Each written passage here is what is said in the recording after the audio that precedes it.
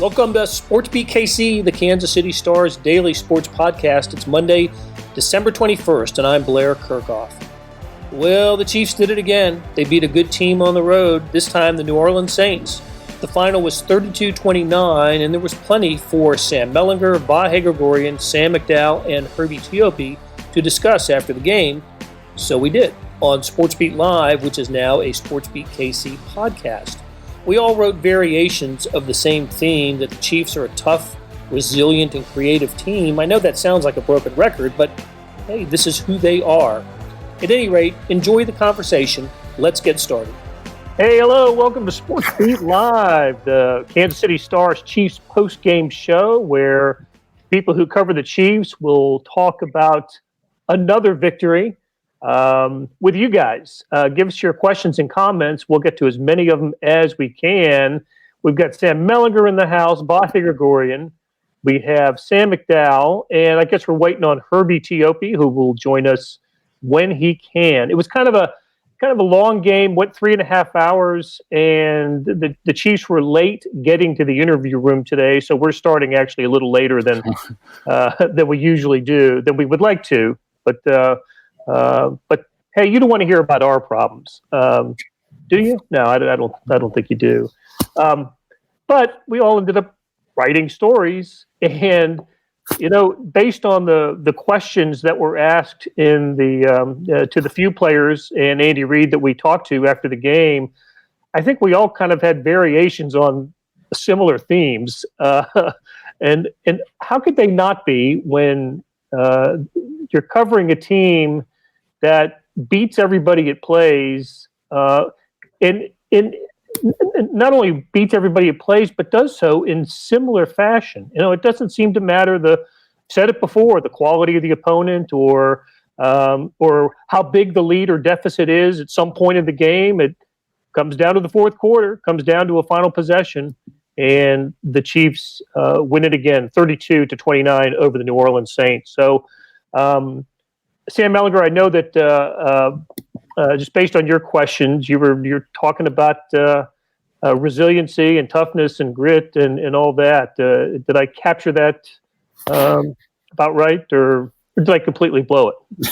I don't think I was being subtle in the post game, but that's what stuck out the most to me. And I feel like it's important to point out when we have the chance, because Lord knows we talk a lot about smoked sausage or Tyreek Hill going over the top, and we should. Those things are fun. But I think that there's a lot of pretty teams in recent NFL history that haven't won a Super Bowl, or some that haven't even sniffed it. And the Chiefs are a pretty team. They can do that. But they can also, kind of win a street fight. And that's what this game was. And it was, look, I get the Saints were playing without Michael Thomas, that wasn't their best self. I think they would probably say that. But the Chiefs were playing with, Eric Fisher's got a bad back. Wisniewski just got on after being, cut by the Steelers. Andrew Wiley's never played right tackle in the NFL before. And he's out there against a really good defensive front. And they won the fight. I get the final was 3 points, but, that game, I felt like the Chiefs controlled it from the beginning to the end. And there's no way they're able to do that if they're not tough. Vahe, you had similar. You went a similar route, didn't you? Yeah, for some reason, certain buzzwords kept coming up, like whether attitude or resilience. But I think Sam and I did try to coordinate and take a little different approach. And one of the things I just tried to get into was what turns out to be an NFL record, that no team ever before has won 6 straight games by 6 points or fewer. And when you start looking at the mechanics of that.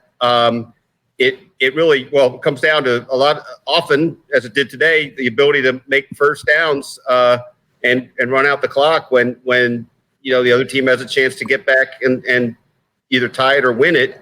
And that you could break down that last couple minutes of the game as the whole game within the game on that. But the broader point is that they just keep doing it.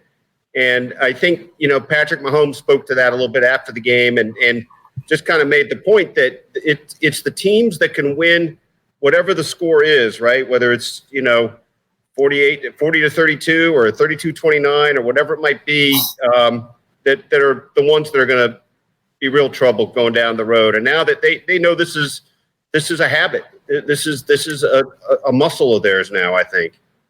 It's definitely a confident team. So Sam McDowell, how did they do it? What transpired tonight that allowed the Chiefs to go into the home stadium of the team that was rocking the number 2 seed in the NFC and take twice take 2 touchdown leads, right? 14-0 and then 29-15. And again had to hold off the Saints at the end. But what allowed the Chiefs to do this?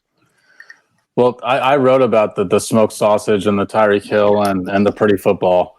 What was interesting about this game is the game was much more of a, I think Andrew Wiley phrased it, a brawl than I think probably any Chiefs game this season. So I think what those guys wrote is really well timed in that sense. But still, when the Chiefs got in the red zone, I still felt like they went back to their original selves, which is they got cute in the red zone.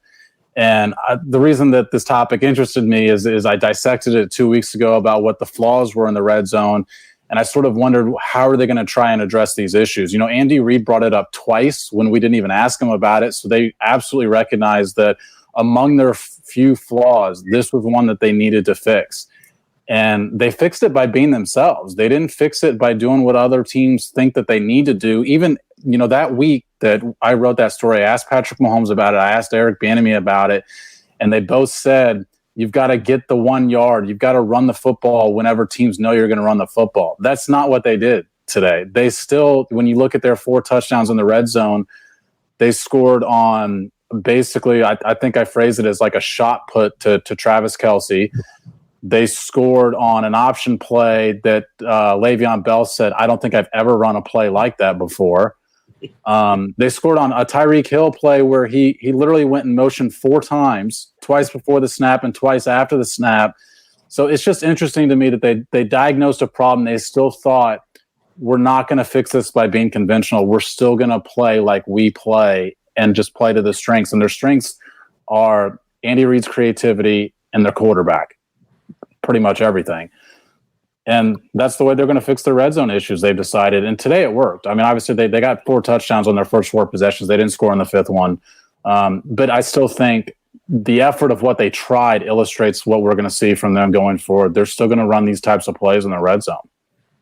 They should, too. And for all the reasons that you wrote about a couple weeks ago, I do think, though, it's also notable that they ran the ball not in the red zone, but in short yardage situations, more in the middle of the field. They were running, kind of conventional between the tackle. I think I counted 7 2 yards or fewer. They ran the ball 7 times in those situations and converted. And that's something we haven't seen a whole lot of. But in the red zone, you got to stretch horizontal as much as you can, because they're all about stretching vertical. But in those spots, you're right, they got to go horizontal. And that was part of 179-yard rushing game. That was the second most of the season and the most since the 245 against Buffalo. And it looked like that was a concerted effort, and it was pretty handy between the 20s. Yeah, the Saints were much like Buffalo in that game. The Saints were playing back. They were kind of rushing 4, and they were getting there with 4 a lot, sometimes 5. And then they were kind of, they wanted the Chiefs to run. But still, that's the bar. The Chiefs don't need to be like this ground and pound team. They just need to be able to run the ball against light boxes, and they were able to do that tonight. I think against a Saints defense that's better than the Bills defense, especially up front. And we saw them get after Patrick Mahomes. How many times was he pressured, tonight? It was a ton and sacked. I don't have it in front of me. I don't have the stat sheet, but enough tonight and a lot of pressure. And I thought, on his fumble I thought he might have been hurt. He got hit so hard there. I wouldn't be surprised if he was hurt still, right? I wouldn't be surprised if he sustained some injury from that. Sorry, Sam, what were you saying? No, it was just 4 sacks is what they got. That play too, when he fumbled. My memory, I don't remember him. You guys correct me if I'm wrong, if I'm just forgetting about something. That's the hardest that I can remember him being hit. Same. Yeah, me too. And he'd been hit earlier in the game. I remember seeing him take a hit that I thought was the hardest he'd ever had. Steve Patterson says, praying we can keep Patrick protected. I think all of all the Chiefs fans are with you on that. But to go back to, hey, Sam McDowell, to go back to one of yours, you described the touchdowns, except for one, which I thought was the craziest, was the McCole Hardman. Yeah, the McCole Hardman one. That was an unbelievable play. Yeah. Only good, 5-yard touchdown pass. Won't look good. This looks ordinary in the box score, but my gosh, what an incredible play. Yeah, and that's what I tried to get into this in the story under the deadline, but there's two main items that I think that they're going to focus on in the red zone. Like I said, it's the creativity from the coach, and then it's just put the ball in Patrick Mahomes' hands and let him make a play on some other options, and that definitely fell into that category. I mean, McCole Hardman at the back end of the end zone. When I first saw that pass, I thought that he overthrew Sammy Watkins by just a touch, and it turns out McCole Hardman's just back there. A really good play by McCole Hardman too, who had a pretty up and down overall day. Through past the outstretched arms of Sammy Watkins, though, for that, I wasn't quite sure if he was meant to be in that vicinity quite as close as he was. Yeah, I don't know how many completions and even touchdowns Mahomes has like this, but when he's got it cocked like this, I'm thinking, he's going to throw it away. That's what I thought, and that's it, because he had scrambled around for what felt like forever, and throwing it away there may not be a bad play, and it's probably a play that 30 or 28 or a high number of other starting quarterbacks in the league would have made. But God, it was it was a great catch. It was down low a little bit. Hardman had to go down and get it and drag the back foot. Crazy play. I thought, just in that sense, it was a really sort of strange game for Patrick Mahomes, even by his own standards. I mean, he had to do more sort of backyard stuff because of the pressure that was on him, even than what we usually see from him. But I also thought at times there were, it's such a fine line between, you never want to sort of hinder what Patrick Mahomes can do. So you're never going to ask him not to try and do too much, because so many times he does try and do too much and somehow it's successful. But there were a couple plays that I thought that the fumble where he just happened to fumble out of bounds, he got a little bit lucky on a deflection. And there were a couple more similar plays like that that were a little bit unlike him. And I think maybe it was because he was feeling that he was going to have to do a little bit more based on the fact that the Saints were only getting pressure with 4 guys, and the Saints coverage is good. I mean, they're good when they've only got 7 guys, or when they've got 6 guys in the defensive backfield. When you allow them to have 7 or 8 guys back there and defend, there's not going to be a lot of guys open, and it's not to the fault of the Chiefs receivers and tight ends. Mahomes had that 24-yard run today, and I think he finished with over 40 yards rushing. He had the 13-yarder in the first half. I bet he ran 250 yards tonight. Yeah. That's a good point. Being pressured, it's just incredibly on the run all the time tonight. But as Brian LaBerge reminds us, New Orleans defense rated number 2 today. They put up, and Chiefs put up 176. I think it was 179 rushing yards and 32 points. Absolutely, no, that was that absolutely true. And also keep in mind, it's fair to point out that Drew Brees was playing in his first game after missing 4 with the broken ribs, and he sure did look rusty early on, including what turns out to be a pretty big play in the game, the L'Jarius Sneed interception that turned into the Chiefs' first touchdown, short field. Chiefs hadn't been great this year in turning turnovers into points, but they did that time. And what was Brees? 0 for his first 6 for the first time in his 20-year career. He misfired on his first 6 pad. That was a hell of a stat. Mm-hmm. Yeah, and he looked, it really did look like some combination of rust or even like he was impaired still. You couldn't tell if he was cutting loose. I really did think that they had to consider lifting him after they went 4 series without a first down and all those misses. But one little 51-yard pass to alleviate that, I think, changed how the game looked.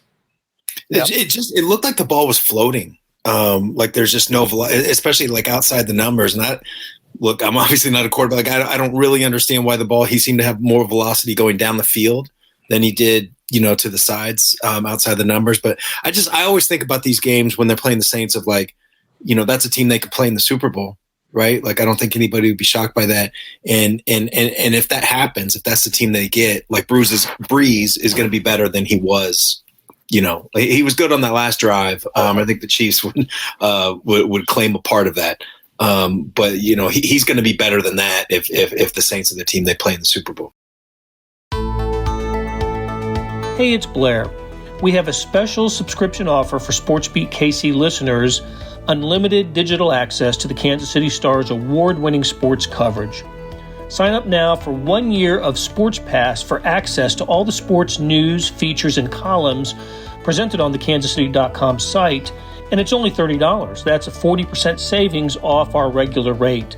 Your subscription will automatically renew after the initial term at $50 unless you tell us to cancel. Your subscription helps support the sports coverage of kansascity.com and the Kansas City Star, and that support has never been more important. Please visit kansascity.com/SportsBeatKC offer to get this special offer. And as always, thanks for listening. Okay, we have a connected Herbie Teope with us. Herbie, what's up? Woohoo! I'm finally connected. Hey, good to hear from you. Good to see you. We have not talked about injuries, and there was a big one for the Chiefs in the fourth quarter today. What's the latest on Clyde? What did Andy say about Clyde Edwards-Helaire after the game?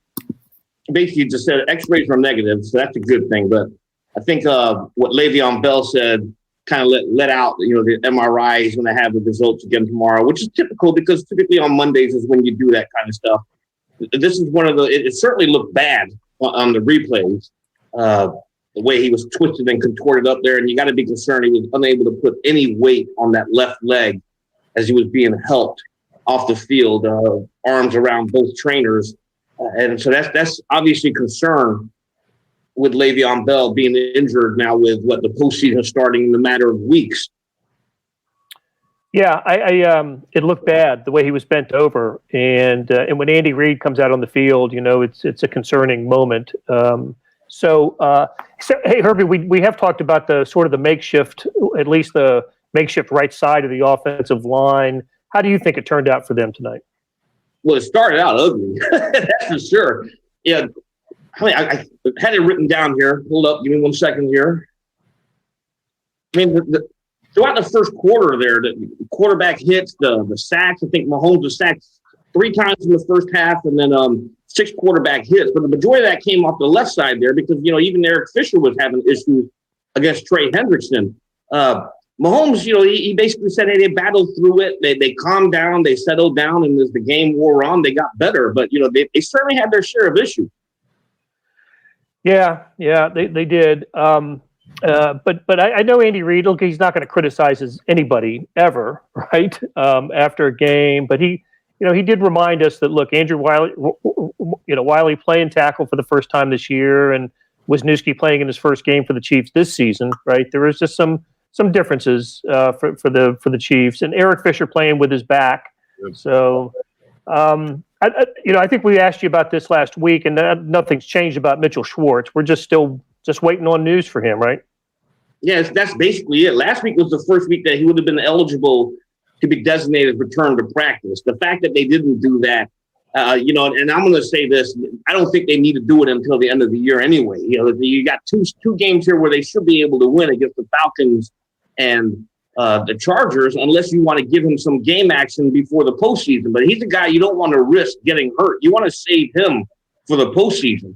If Wiley and Wisniewski is going to be the long-term answer there, while Remmers is also dealing with a back injury, and go ahead and let Schwartz come back, designate him return to practice, but don't necessarily bring him back off of injured reserve. Just let him get his repetition during practice.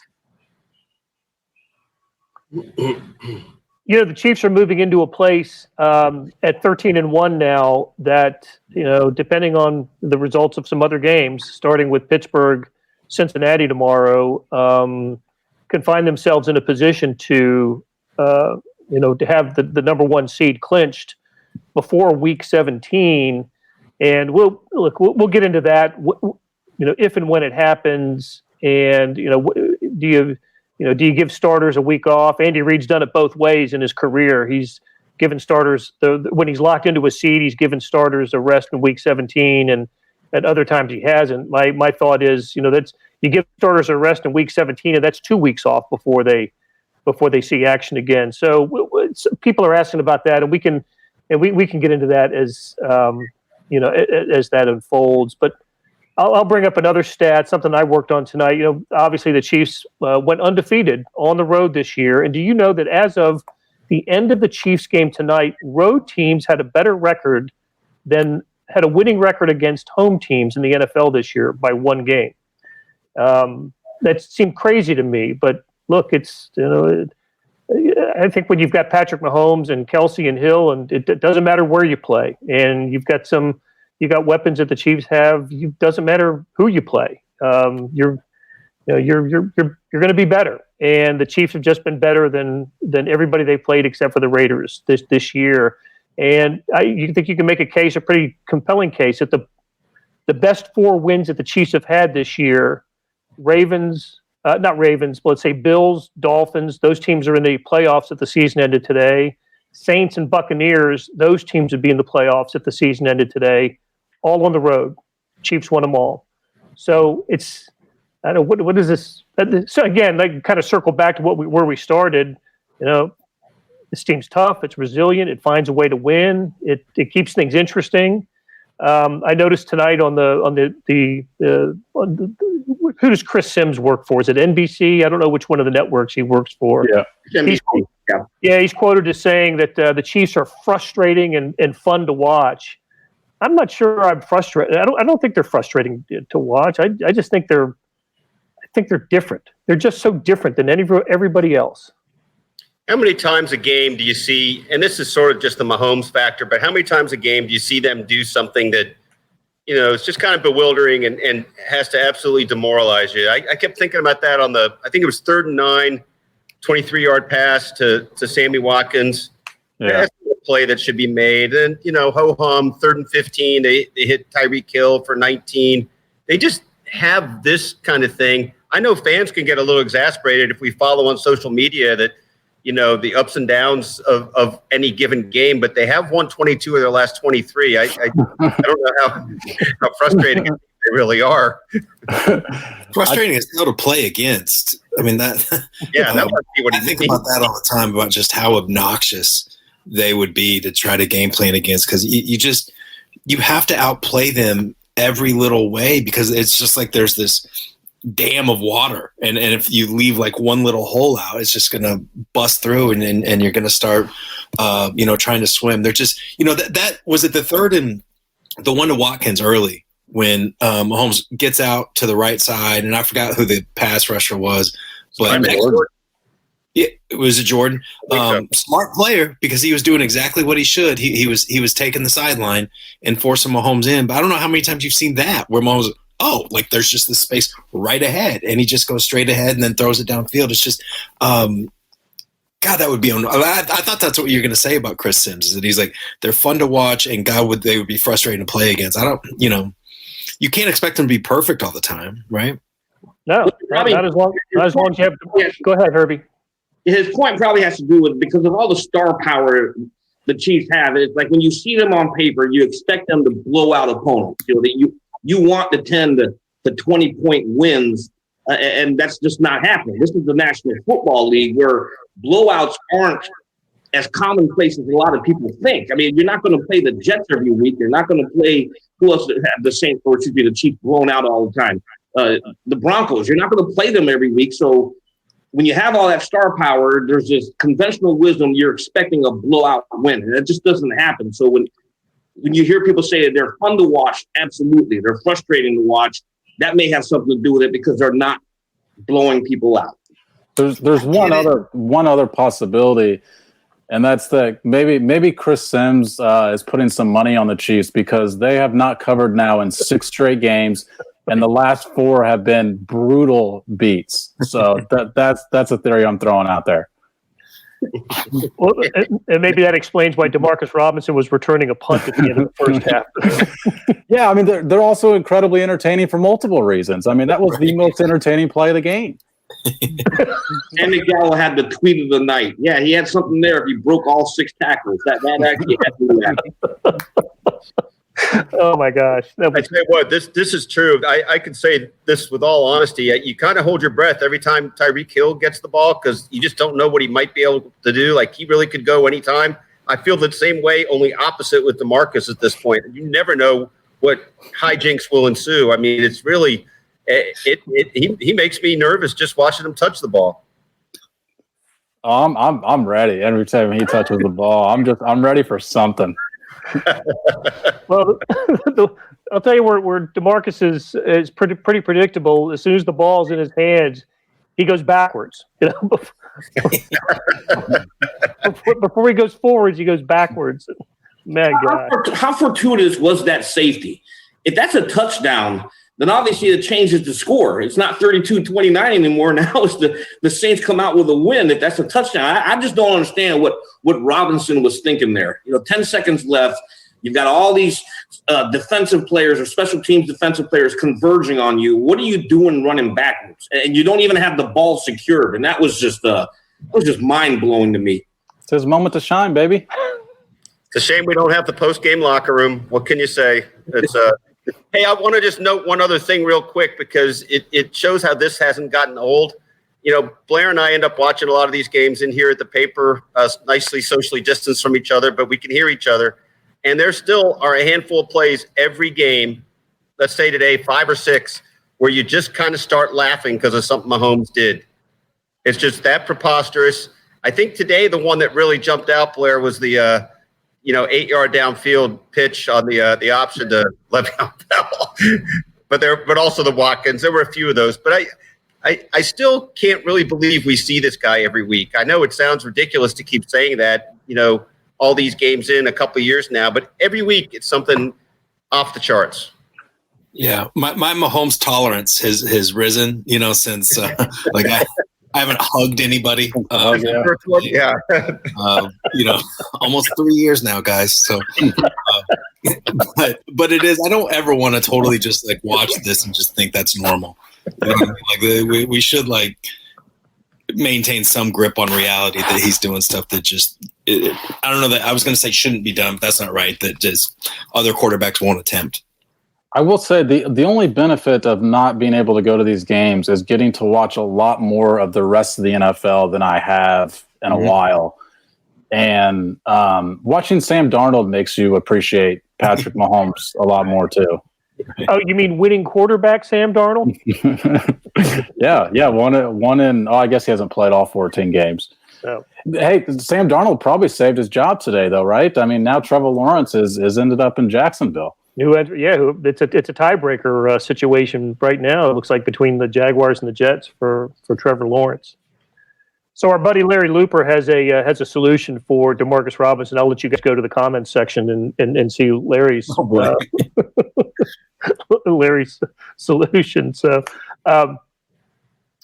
how about in terms of we get asked a lot about certain players and snaps that they've taken and who played and who didn't play.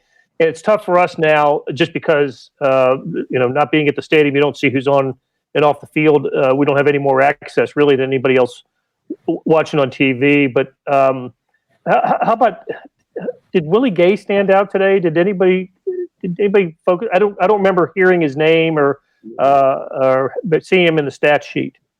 I saw him on the field some, but not a lot. Not as much as I expected because I thought that he's been playing in a lot of their base stuff, and not playing a lot on third downs. And the Saints are a team that plays a lot of tight ends, and even their fullback gets on the field some. So I thought we'd see a little bit more of Willie Gay this week than what we probably did. I mean, obviously Herbie will have the snap counts tomorrow with the actual numbers, but I thought we'd see him more today. Willie Gay, if you learn anything from last week, he's a starter in name only. It's because remember last week he started, and I'm using air quotes here, but he only played 17 snaps, and Ben Neiman totaled 75. Looking at the stat sheet right now, Ben Neiman had a team-leading 8 tackles. So, I mean, it's Gay talked to us on Friday, and it's just a matter of him still growing in this rookie season. I just think lack of OTAs and training camp, and even though it was abbreviated, that really hurt him. It really hurt his progress this year. Ben Neiman is just such a funny case because 2 years ago when he was an undrafted rookie, he really shined in the preseason. And I felt like the response was Ben Neiman has to get on the field more. now that Ben Neiman is on the field more, it's the response is well, maybe not quite that much. I'll tell you, the guy who caught my eye today, and everybody else's, I'm sure, who watched the game, was L'Jarius Sneed. The interception early, and then his first career sack today. Now he got burned on the late touchdown, but I mean, I was close to making him the star of the game just because of those two big defensive plays early. Look, I think the Chiefs played pretty well defensively today. They gave up 29 points, but they get their share of the credit for a stat that's almost unbelievable. The Chiefs held the ball for 41 plus minutes tonight. That's incredible. I don't remember a game like that maybe I'm missing one, but I don't remember a game like that for the Chiefs this year where they just dominated time of possession. Yeah, and then go back to Vahe's earlier point. If we had an open locker room, I can guarantee that somebody would have been over at number 38's locker. The other thing that stands out for their defense is 1 of 11. They hold the Saints offense to 1 of 11 on third down conversions, and that's pretty darn good as well. Go ahead. The points came later, Blair, but still, it matters that you stop them in the first 4 series and you get the turnover to set up the touchdown. I mean, that shaped the kind of template of the game, and everything else was kind of in reaction to that. Andrew Brandt asks if Wisniewski's a starter for the rest of the year. I've got to think so. Don't you think, Herbie? Yeah, I would have to agree with that. I would absolutely have to agree with that. If Mike Remmers isn't back next week, and it just would not surprise me if that right side stayed with Andrew Wiley at right tackle and Wisniewski at right guard. The crazy thing is, here we are Wednesday, because the Chiefs were pretty mum. Conventional wisdom was it was going to be Yasser Durant. And of course, Eric Bieniemy telling us on Thursday, he's a professional. That's what he gets paid for. So, of course, I'm thinking he's probably the guy. But lo and behold, he wasn't the starter today, and I think they're probably going to stick with what worked today against the Saints. I agree. Yep. How come you're not bringing me into the conversation that you brought me? I entered late, and I heard y'all talking about Drew Brees. Well, and of course, you were the one who had asked Patrick Mahomes about the little Drew Brees Patrick Mahomes meeting after the game. Can I log off here? Nobody better qualified to ask that question or write about that topic than you, Herbie. It was, your two cities were doing battle today. So, and I really enjoyed your Twitter feed today with all the photos and videos of Herbie on the field at the Superdome. Looked like a media game that was going on. When was that? That would have been 2018. They do it every year, but I think that the video clip from that would have been 2018 because the Saints actually they streamed the flag football game live. Anyway, you're right though. Brees, this is his 20th season, right? This is Mahomes' 4th, and already Mahomes now this year defeating Drew Brees, Tom Brady, well, everybody, right? But those two in particular. The veteran quarterbacks. I think when we look back on this season, especially if it ends the way that we think it might, with the Chiefs standing on top again, sort of absolutely a passing of the torch, changing of the guard, however you want to describe it. Yeah, and I tend to agree with that. But particularly when people look at this game, and Drew Brees obviously started out bad. There's no other way to say it. Was he rusty? I think he probably was rusty, but there's another thing to take into consideration. He's wearing a flak vest. And for people who have never worn a flak, obviously I wore a flak vest when I was in the Army. But what they're wearing there is not as heavy as that, but it is going to limit some of your movements. I think he probably had to get used to throwing in game conditions with that vest on. And as the game wore on, he got a little bit more comfortable. It certainly helps when you fire a 51-yard bomb. But then that leads to other things because now he's loose. He was able to get in somewhat of a rhythm. But the Chiefs defense, they did their part. The Chiefs were able to get to him. They hit him. They sacked him. And so they were able to harass him. So, I'm not ready to say his career is over because over the last few years in New Orleans, that's always been the thing. Oh, he's losing velocity. But he always says, when you look at the stat line, he always ends up producing. Yeah. Yep. All right, you guys, let's call it a night. Chiefs have Falcons and then Chargers at home. The last couple of noon kickoffs for the final two games of the season.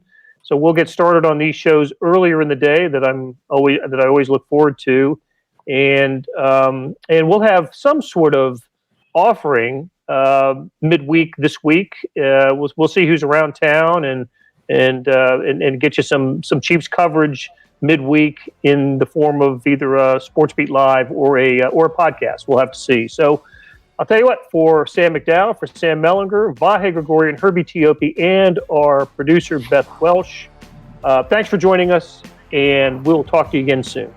That'll do it for today. Thanks to our production staff of Derek Donovan, Beth Welsh, Monty Davis, Randy Mason, Jeff Rosen, Chris Fickett, and Savannah Smith. A tip of the cap to Sam Mellinger, Vahe Gregorian, Sam McDowell, and Herbie Teope for stopping by and talking Chiefs. Their stories can be found in the show notes and on kansascity.com. Hey, we got another deal for you, especially for those who want to deep dive into the Stars' terrific Chiefs coverage. For a limited time, you can subscribe to Sports Pass for 99 cents a month. That's right, 99 pennies a month. After 3 months, it auto-renews at $5.99 a month unless you cancel. How do you get it? You go to kansascity.com/SportsPass2020. That's kansascity.com/SportsPass2020. Do you want more than just sports coverage? I know I do. Check out the entire Kansas City Star product. Sports news, features, commentary, and analysis, the whole thing. You get all the stories written by my talented colleagues, plus additional news, sports, and business coverage with the e-edition. The details for all of these deals can be found at account.kansascity.com/subscribe. If you're having trouble hunting down any of these offers, send me an email at bkerkhoff@kcstar.com. I will get you to the right place. Whether it's the Sports Pass or the full subscription, you're getting and supporting the best sports and news coverage in Kansas City and helping us produce programs like SportsBeat KC. Thanks for listening. We'll be back on Tuesday with another episode.